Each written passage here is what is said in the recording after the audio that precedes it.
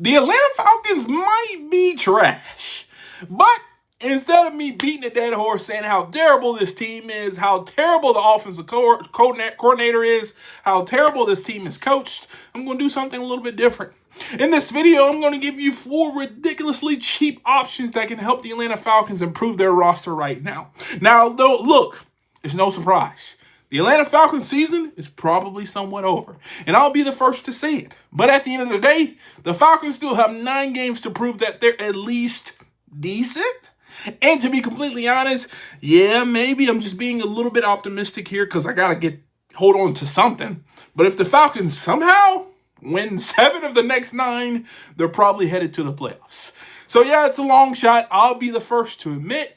But I would say right now it's probably a 5% chance they make the playoffs. But hey, at least it's not 0, right? And spoken like a true Falcon fan. So you might as well try to improve this roster. And the good news is there are 4 really cheap ways they can do it, all without breaking the bank, which should be very reassuring for a front office that might be there next year, maybe, ? Now, before I get into these moves, let's be real about this team's 3 biggest issues. Number 1, the biggest issue is clearly offensive coordinator Zach Robinson. And let me just say it, there's not a whole lot we can do about it right now. I mean, yes, you can fire him, but who's the play caller behind him? There's no guarantee he'll be any better. So, yeah, I'll be first to say, Zach Robinson is absolute garbage, hot trash, just dog water, but at the same time, there's no one behind him that's going to magically turn this offense around. So unfortunately, we're stuck with that one. Now, the second biggest issue is linebacker and the linebacker spot opposite of Caden Ellis, and that is J.D. Bertrand. And I'll go on the record and say this. J.D. Bertrand might be one of the worst linebackers in the entire NFL. Every time he's on the field, offenses find him and expose him. We've seen it week after week, all the way back to the 49ers game with those run plays, and then again this past week when on the final play of the game, he gets targeted in a coverage rub route that really should have been an offensive pass interference, but he's so slow to react, he doesn't get the call, they get a first down. So yeah, he's the big issue on this Falcons defense. But now, let's talk about how we can fix it cheaply. Option number 1, Eric Kendricks. Now, for some reason, Eric Kendricks is still unsigned, and I don't really understand why. We're 8 weeks into the NFL season, and a guy who's played solid football in Dallas and the Minnesota Vikings still doesn't have a team. Early this month, the Ravens tried to sign him to their practice squad, but he declined because he wants to be on an active 53-man roster. And that's perfect, because we got a spot for you.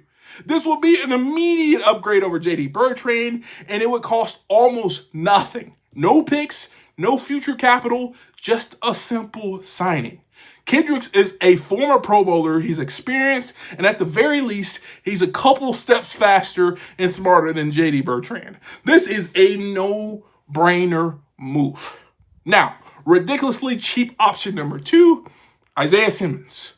Yes, I've talked about him before, but it makes too much sense. He's still out there. He's still young. He's active. He's athletic. He's young, and he's versatile. The exact type of player who can help you in coverage against tight ends or running backs, which is where the Falcons continually get burned. Simmons has the tools. He just needs to fit.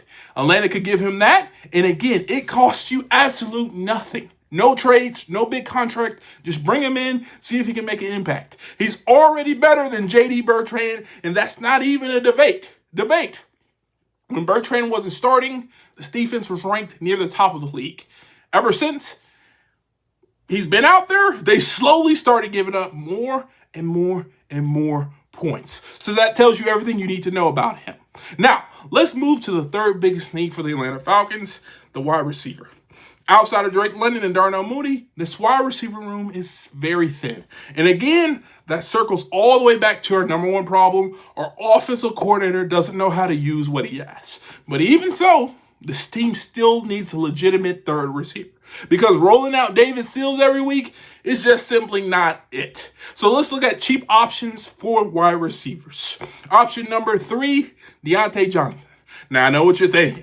Character concerns, off the field issues, all that stuff. But guess what? The Falcons are 3-5.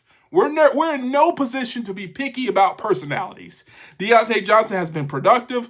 He has a Pro Bowl season in 2021 with over 1,200 yards. Yeah, maybe he's not mentally locked in. But he's still miles better than what we're running out there at that third receiver's position right now. And again, he's available and he'd be cheap. Last option for the Atlanta Falcons, Tyler Boyd.